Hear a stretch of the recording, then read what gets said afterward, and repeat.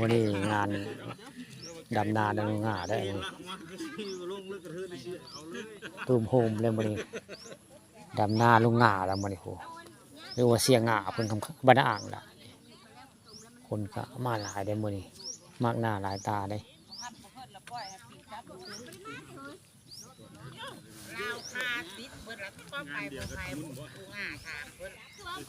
แซวว่าสิมาลุงหน้าว่าอุตส่าห์ท่าว่ามึงบ่ไปมึงก็บ่ไปบอกกูเนาะจะหาคนแต่กูอุตส่าห์ท่าคนแทนเนาะจังคือบ่ไปเดียวยันอันคนสวยกันบ่โอ้สาวปุ้ยเพิ่นเลยบ่ใส่หมวกบ่วะหมวกบ่ใส่เลยบ่ปุ้ยหุ้มเอาได้เด้อหุ้มเอาได้เด้อไปทำผู้ชงเลยนี่หน้านั่นไผปะบ่ให้เนาะเอา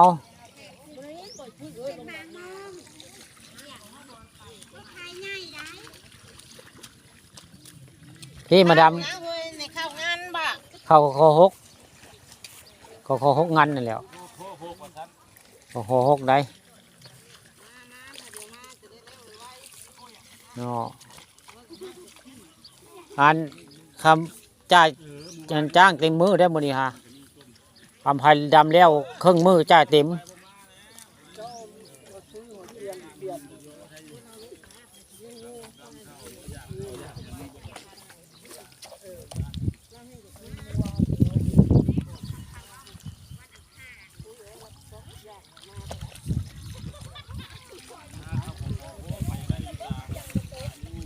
ดำนา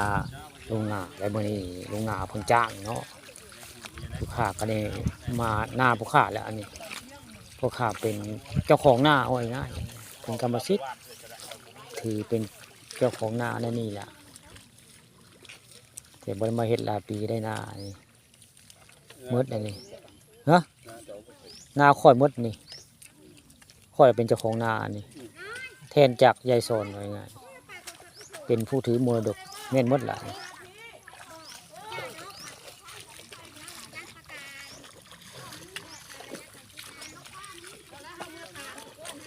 นี่ไม่หวังได้เมื่อกี้นี่ไม่หวังแต่เพิ่นถามนาเจ้าบอกคนเราก็เลยบอกว่าแม่นอยู่นาผู้ขาปลาทองคำนี่ละได้มรดกจากยายโซน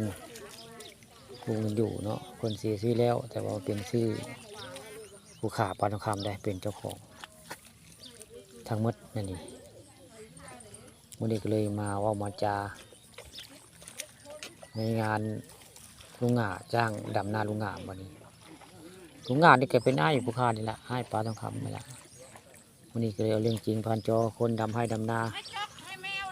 อยู่บ้านนาอ่างตำบลนาตาลละอันนี้เนี่ยเมียบ่ว่างเนาะไอ้จอกเนี่ยเมียบ่ว่างวันนี้เมียบ่ว่าง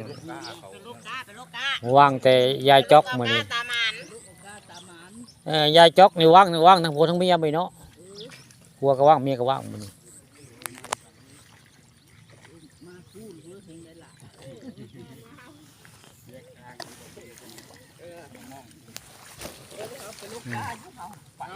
คือเรียกมาเสียหอดขั้นไว้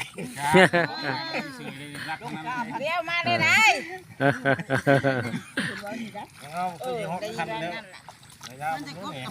เฮ้ย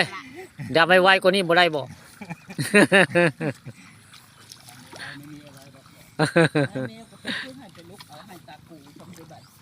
เขาดำก็เป็นจะได้นาเฮ้ย